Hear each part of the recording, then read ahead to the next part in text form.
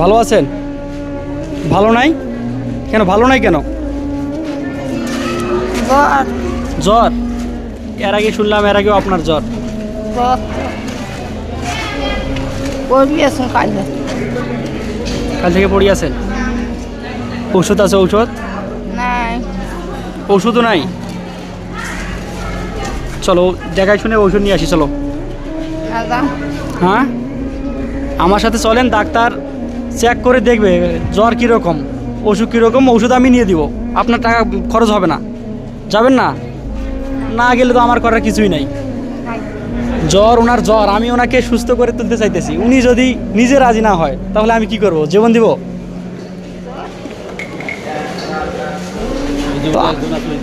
আসলে কি জ্বর নাকি জ্বরের কথা বলতেছে কিছুই বুঝতেছি না। যাই হোক, জ্বর যেহেতু হয়েছে, অসুখ হইলে তো মানুষকে সুস্থ করে তুলতে হবে মানুষকে। হ্যাঁ ঠিক আছে, দাঁড়াও। তো ওষুধ নেবেন না নাকি? তো চলেন আমার সাথে। পয়সা? আপনি তো এর আগেও আমাকে বলছিলেন আপনার জ্বর, আমি তো পয়সাও দিছি, খাবারও দিছি, আবারও এই সপ্তাহে এসে শুনতেছি আপনার আবারও জ্বর। হ্যাঁ, আপনাকে আমি জ্বর যদি থাকে ওষুধ নিয়ে দিব এবং কিছু খাবারও দিব, আপনি 7 দিন খাইতে পারবেন। এর থেকে অফার তো আর কিছুই হয় না। হ্যাঁ, পয়সা দিলে তো আর হবে না। আপনার জ্বরের কথা শুনে আমি ডাক্তারের কাছে নিয়ে যাইতেছিলাম। সুযোগ মিস করেন না। 10 টাকা না, আপনার তো অসুখ না, আপনি মিথ্যা কথা বলতেছেন। তো